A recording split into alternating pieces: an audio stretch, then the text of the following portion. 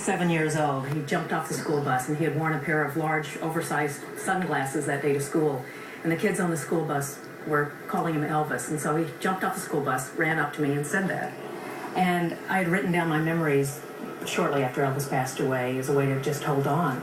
And I went forward with my life. I worked, I got married, had my son, raised him. He's 20 years old, just turned 20, went off to college 2 years ago, and the time was right because there were an awful lot of speculations and exaggerations and untruths regarding our relationship, and I wanted to get the truth out. And so when he went off to college, I devoted my time to him, and I went to work, and it took me a couple of years. Take me back, Ginger, to 1976. You were 20 years old. You meet Elvis by a chance meeting at Graceland. What was it like at that point to step into the orbit of the most famous man on the planet? He was a magical, magical person. I mean, he had this ability to draw you into his world, whether it be through his spiritual studies or his music. He just definitely had a gift and such a charismatic person. When he entered a room, you just felt this energy. It's interesting, you met him late in his life. Mm-hmm. A lot of the impression that the public, I think, have of late Elvis is that he was unhappy, that he was overweight.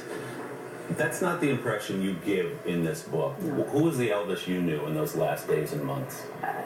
Well, I mean, Elvis was looking forward to so many things. He wanted to do more films, more music, wanted to get married, wanted to have children.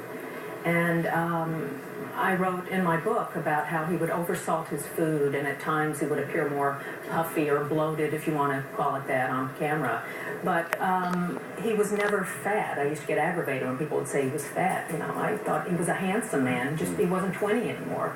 And some people, that was hard to, you know, to maybe see. Or I was blinded from the moment I sat down by a couple of things you brought with you. What are we looking at here? This was my beautiful engagement ring that Elvis gave to me on January 26, 1977.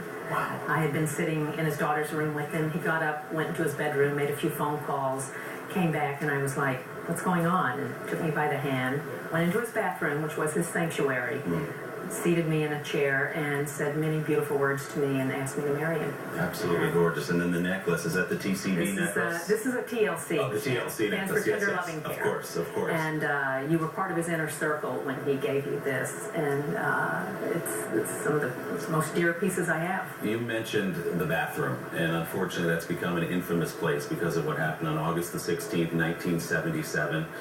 You spent a late night. He was famous for staying up all night. Yeah. Didn't go to bed till 6 or 8 in the morning, I guess, that night. And then you wake up, you go to the bathroom door. Describe what you saw. Elvis had fallen forward from the toilet, and it was devastating. I wrote about it in my book. I was in denial. It was something that none of us expected. It's still hard to this day. But it was a very tragic, sad day. You write in the book that you heard, as you turned his face, a hint of air expelled from his nose. Did that mean to you that Elvis was still alive when you found him? No. I just, afterwards, when we were gathered, me and his father and his daughter and my niece Amber, when we were gathered in his grandmother's bedroom, we were all still hoping. It was hard. It was like this huge part of me knew, but we were just still praying and hoping that the doctors could save him. And just kept walking through the house and praying. You describe in the book these sleep packets that Elvis took to help him get through the night to sleep. You describe him taking 2 that night. Did you have any sense of what kind of drugs were in those packets?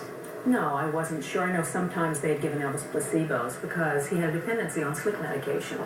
And sometimes they would switch and give placebos, but I didn't know exactly when that was. So I don't know what was in those particular packets on that particular day. And in hindsight, do you think there's anything else that could have been done in those moments in that room to save Elvis Presley? No. I think Elvis went very, very quickly. It is a riveting read, I have to say. The book is Elvis and Ginger. Ginger Alden, it's a pleasure to talk to you. Thank you. Up next, a first look at the fall season's hottest fashion trends, including a few must-haves for less than $20. But first, this is Today on NBC.